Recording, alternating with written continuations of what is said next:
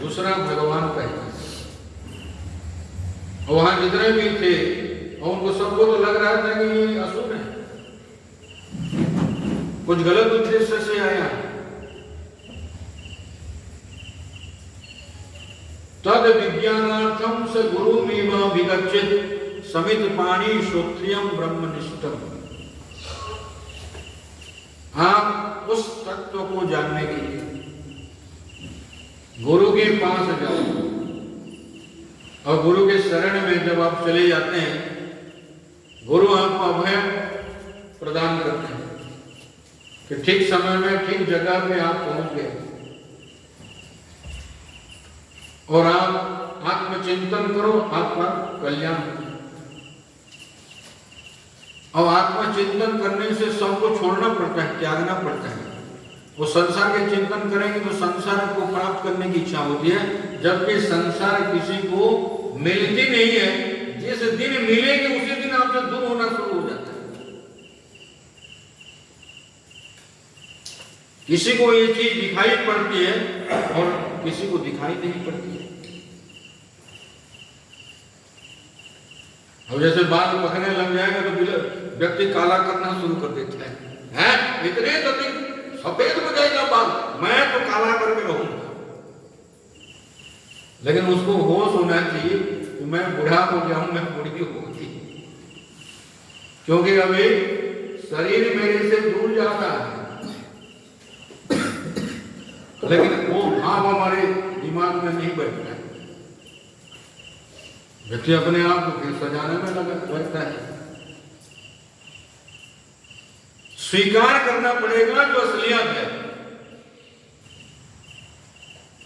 लेकिन इतने जल्दी व्यक्ति नहीं स्वीकार कर पाता है। उसको लगता है कि भाई लोग क्या समझेंगे, लोग क्या सोचेंगे, इतने जल्दी बूढ़ा हो गया, इतने जल्दी इसके बाल पक गए। लेकिन जो हो रहा है वो तो होने ही वाला है, उसको आप कुछ कर नहीं सकते। भले आज काला कर देंगे, 2 दिन के बाद नीचे से सफेद सफेद दिखाई पड़ जाएगा, अपने आप आता है, उसको आप कुछ नहीं करें। अंदर से आप पक चुके हैं, अंदर से पक चुके हैं, आप उसको कैसे छुपाएंगे? छुपा नहीं सकते।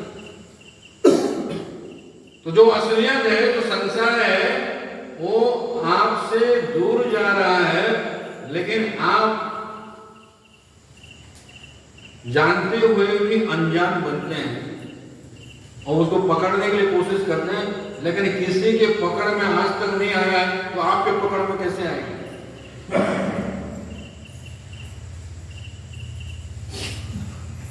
तो जब शरण में आ गए, भगवान पहचानते हैं और अपने शरण में उनको ले लेते हैं, और आगे चल करके भगवान राम समुद्र किनारे खड़े हैं और विचार कर रहे हैं कि इतने बड़ा समुद्र है और उस पार कैसे जाएंगे। तो लक्ष्मण जी ने कहा कि भैया आपके पास जो अग्नि बाण है ना, बस उसका प्रयोग करो, समुद्र सूख जाएगा, उसमें हम चल करके इस पार से उस पार चले जाएंगे। लेकिन भगवान राम विभीषण को पूछते हैं कि आप बताइए कि क्या करना चाहिए अभी ऐसी स्थिति में। तो विभीषण कहते हैं एक साथ दंड का प्रयोग नहीं करना चाहिए, सबसे पहले साम का प्रयोग करना चाहिए। साम दाम दंड भेद, और पहले से ही दंड शुरू कर देंगे आप कि प्रभु ये आपके लिए शोभा नहीं देता। तो भगवान को विभीषण की बात अच्छी लगती है। नहीं, लक्ष्मण कहते नहीं नहीं, अगली बार छोड़वा। अब लक्ष्मण की बात भगवान नहीं मानते हैं, लेकिन विभीषण की बात मानते हैं। क्योंकि जो नीति है ना, साम दाम दंड भेद, किसी भी व्यक्ति से सबसे पहले विनय से, प्रेम से आप बात करो। अब विनय जब वो समझता नहीं है तो थोड़ा धन का लालच दो उसको।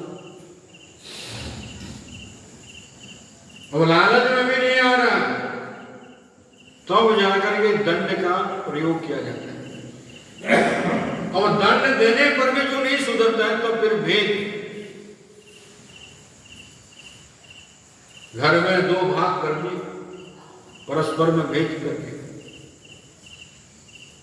तो राजा लोग ये सब प्रयोग करते थे, साम दाम दंड भेद। तो भगवान राम विभीषण की बात स्वीकार करते हैं और समुद्र किनारे जाकर के कुशासन में बैठ जाते हैं और समुद्र से प्रार्थना करते हैं कि आप हमें मार्ग दो, लंका जाना है, सीता का उद्धार करना है। लेकिन समुद्र सुनता नहीं है। 3 दिन तक भगवान बैठे रहे और 3 दिन तक जब वो सुने नहीं, विनयन मानत जलधि जड़ गए 3 दिन बीती, बोले राम सकोप तब भय बिनु होई न प्रीति। पहले तो विनय करके 3 दिन बैठे, लेकिन जब विनय स्वीकार ही नहीं किया समुद्र, तो भगवान राम बोले राम सकोप तब, भगवान थोड़ा क्रोध में। देखो थोड़ा सा क्रोध भी व्यक्ति के पास होना चाहिए। अब यहाँ भगवान भी क्रोध करते हैं। थोड़ा आप विचार करके देखो, आपका लड़का रात के 11-12 बजे आता है और आप यदि उसको कुछ बोलेंगे नहीं, वो बिगड़ेगा जरूर। अब थोड़ा डांटना पड़ेगा उसको। हम कहेंगे नहीं, इसको बड़ा हो गया क्यों डांटे, फिर आवारा घूमेगा। उसे क्रोध की भी आवश्यकता है। अब कहते हैं महाभारत आप लोग सुने होंगे, देखे होंगे, तो द्रौपदी का वस्त्रहरण जब हो रहा था, विष्णु पितामह सर्व सामर्थ्यवान होने पर भी दुर्योधन को डांटना चाहिए था उस जगह पे, वो डांटे नहीं। जिस जगह पे डांटना है उस जगह डांटना भी चाहिए, थोड़ा क्रोध दिखाना पड़ता है। और व्यवहार में तो इसकी जरूरत है, व्यवहार में, नहीं तो आप परिवार में भी रह करके परिवार को आप नष्ट कर देंगे। बच्चे जब उदंड हो जाते हैं और इतने आगे बढ़ जाते हैं कि फिर माता पिता की बात मानेंगे। थोड़ा सा डर होना चाहिए माता पिता के प्रति, थोड़ा सा है। और छोटे छोटे बच्चे भी होते हैं ना, भले वो माता पिता को नहीं डरते, लेकिन किसी न तीसरा व्यक्ति को डरते हैं। अमुक व्यक्ति है, वो आ रहा है, डरेंगे। अब जो व्यक्ति डरता है वो गलत मार्ग में नहीं जा पाता, भय के कारण। तो यहां भगवान क्रोध में आते हैं और लक्ष्मण को कहते हैं कि देखो भय के बिना जो ना प्रीति भी स्थिर नहीं होती है। और यहां बहुत सुंदर बात भगवान बताए हैं, 60 सन विनय कुटिल सन प्रीति, सहज कृपन सन सुंदर नीति, ममता रत सन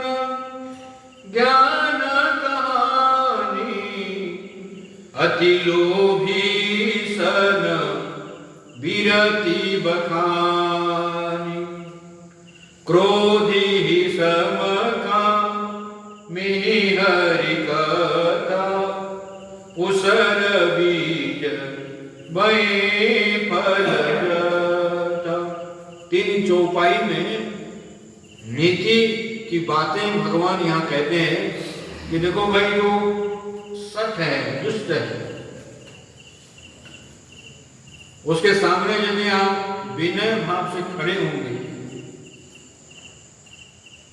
तो सुनेगा नहीं। जैसे शास्त्र कहता है सठे साठ्यम समाचरे, जो जिस भाषा को समझता है ना, उस भाषा से उसको उत्तर दो। और वहां देखो अभी भगवान विनय भाव से 3 दिन से बैठे हैं, समुद्र सुन ही नहीं रहा। तो जो सठ होगा, दुष्ट होगा, उसकी भाषा में उसको बोलना पड़ेगा, तब जाकर के वो समझेगा। कुटिल सन पीति, जो कुटिल व्यक्ति है, उसके सामने यदि आप प्रेम दिखाएंगे, कहते हैं कुछ लोग ऐसे हैं जिस थाली में खाएंगे उसमें छेद करेंगे। आपके साथ बहुत प्रेम से रहेंगे और सब हरण करके ले जाएंगे। कुटिल व्यक्ति सामने दिखाई कुछ पड़ रहा है, लेकिन अंदर कुछ अलग चल रहा है, अंदर में कुछ अलग भाव है, कुटिल है, कुटिलता है उसमें। कुटिल सन प्रीति सहज कृपण सन सुंदर नीति, जो स्वाभाविक कृपण व्यक्ति है ना, उसको कहेंगे अरे दान करने से आपको स्वर्ग मिलेगा, दान करने से आपको ये फल मिलेगा, वो दान करने वाला नहीं है। भले आप उसके पास जाकर खूब समझाएंगे, नहीं करेगा। बोले सहज कृपण, यहां कहे जो जन्मजात कृपण है, वो पुण्य कार्य नहीं करता है। भले सारी चीज छुप करके रह जाए, हमें 200 करोड़ रुपया निकालते हैं, अरे किसी अच्छे काम में लगा लेना चाहिए था। वो भी शराब बिक्री करके 2000 करोड़, 200 करोड़ के 200 करोड़ 200 करोड़ होता है, लेकिन करेगा नहीं, उसको उसमें रख करके उसको आनंद आता है, अच्छे काम में नहीं लगाएगा, लगा नहीं सकता। तो इसलिए वो पुण्य कार्य नहीं करते हैं, जो सहज कृपण है। ममता रतसन ज्ञान बखानी, जो बिल्कुल संसार में फंसा हुआ व्यक्ति होगा, उसको यदि ज्ञान की बातें कहेंगे, अरे संसार तो अनित्य है, संसार नाशवान है, तो उसके दिमाग से बांसर हो जाता है, बात वो समझ नहीं पाता है। ज्ञान की बातें उसको सुहाती नहीं है। अति लोभी सन विरति बखानी, बहुत लोभी व्यक्ति है, उसको आप वैराग्य की बात बताएंगे, भाई क्या लेकर के आए हो, क्या लेकर के जाओ, अब तक वैराग्य की बात बताओ, लेकिन अति लोभी है और उसका धन निकलता नहीं है। लेकिन उसका धन कब निकलता है? जब वो निधन हो जाता है तो जाके उसका धन निकलेगा, स्वयं नहीं देगा। जब मर जाता है फिर उसके जो भी बच्चे होंगे, अपने व्यक्ति होंगे, वो देंगे चलो भाई रखा था निकालो, और उसमें भी परेशानी है, आपस में झगड़ा झंझट खूब होगा। अभी एक स्वामी जी थे, आप लोगों को जानना चाहिए, अपने डिवाइन लाइफ के, डिवाइन लाइफ सोसाइटी की, वो बरमपुर साइड के, वो इंजीनियर थे। तो शादी वादी नहीं की थी, गुरु महाराज के सानिध्य में आए, फिर रिटायर्ड होने के बाद संन्यास दीक्षा दी, और वहां स्वामी जी उनको कुछ लिख करके दिए थे, मुझे दिखाए गुरुदेव मुझे ये लिख करके दिया। तो उसमें गुरुदेव लिखे थे कि देखो आप नौकरी कर रहे थे, आपको पेंशन मिल रही है, अच्छी बात है, तो आप जो है ना साल में जगह लिखे थे, उत्तरकाशी जाओ, प्रयाग जाओ, कुछ ऐसा नाम उसमें दिए थे, उसमें जाकर के साधना करो। और दूसरी बात, आपके पास कुछ पैसा है तो आप जिस आश्रम में ठहरते हैं अथवा जहाँ भी आप लोग जाते हैं तो उनको पैसा दो, उसका सदुपयोग करो। तो केवल स्वामी जी के वो लिखाए रखे रहते हैं, और भी कई उपदेश दिए थे 2-4। तो मेरे को एक दिन दिखाई नहीं, मैंने कहा कि स्वामी जी इसको फॉलो करते हैं कि केवल ऐसे रखे हैं, इसको पूजा करते हैं। तो मैं सोच रहा हूं करूंगा। मैं कहा और कब करेंगे आप तो रिटायर होने के बाद संन्यास दीक्षा ली, अभी नहीं करेंगे तो फिर कब करेंगे? हाँ मैं सोच रहा हूं, करूंगा, कोशिश करूंगा। अब फिर कुछ बीमार पड़े, जब तक आप निरोग है तब तक आप कुछ कर सकते हैं, और बीमार पड़ने के बाद कोई ना कोई आश्रम ही चाहिए। तो फिर उनको लगा कि भाई कहीं ना कहीं ये कुटिया बनानी पड़ेगी, पैसा उनके पास था। पुरी में एक घर खरीदे और ये उस घर मैंने ताला लगा करके कहीं जाते थे तो पंडाल लोग घर खोल करके उसमें रहते थे। बाद में खूब झगड़ा झंझट हुआ, घर ये खरीदे रहते कोई और है। फिर कोई महात्मा उसको थोड़ा लग करके बिक्री करवा दिए। फिर उनको लगा कि मैं कहाँ रहे, कल तो वाली में थे, फिर पुरी में रहे। बाद में उनके जो जन्म स्थान है गांव में जा करके उनके भाई लोगों कहे थोड़ी सी जमीन दो, तो लोग दिए, उसमें बना करके। मैंने उनको कहा एक बार मिले मुझे भुवनेश्वर में कि आप एक ब्राह्मण क्यों नहीं रखते हैं साथ में, कोई आपको भोजन बना करके खिलाए, कोई दवाई जरूरत है तो दे, 5-6 हजार रुपया दो उसको महीना में, 25-30 हजार रुपया तो पेंशन आपको मिल रही है, पहले से भी पैसा होगा आपके पास। नहीं स्वामी कोई मेरी नहीं, आप पैसा देंगे तो भी तो मिलेगा, और नहीं देंगे तो कहां से मिलेगा। अब अंतिम समय अवस्था में 1 करोड़ रुपया उनके पास था। कितने?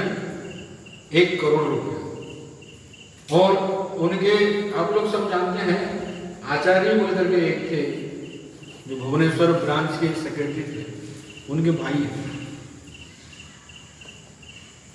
तो क्या हुआ कि अंतिम समय में उसके एक भतीजा पहुंचा उनके पास, 2-4 दिन दवाई और उसमें इसमें लिख दो कि नवीनी ही है, जबरदस्ती लिखाया हूं, लिख, अब लिखना पड़ा उनको।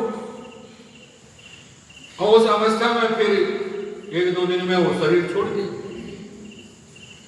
और उनके 6 भाई हैं, सब आएंगे, पैसा तो इनके पास था, गुजरात में तो भाग मिलेगा। बहुत सुंदर सोलोसी प्रोग्राम की, महात्मा लोगों को बुलाया। और बाद में पता लगा कि उसके जो भतीजा था वो आया ही नहीं, उसके पास पैसा उसी के पास है, उसी के नाम पे है पैसा। और उसको बुलाए ये लोग, भाई अभी कैसे आप लोग दौड़ करके आ गए, जब वो बीमार थे तो कहाँ गए थे? और उसका भतीजा ले लिया सारा पैसा। तो कहने का मतलब वो जो पैसा उनके पास आया सदुपयोग नहीं हो पाए, और उस पैसा के कारण अशांति भी रही, अशांत होकर के मरे। तो कहते हैं जो अति लोभी है ना, वैराग्य की बात, गुरुदेव तो उसमें वैराग्य की बात बताए, संन्यास दीक्षा दी, ये करो वो करो सब समझाए, लेकिन व्यक्ति नहीं करेगा तो कमी तो उसी के अंदर है। क्रोधी सम, और जो क्रोधी व्यक्ति है, क्रोधी व्यक्ति को यदि आप शांति की बात करेंगे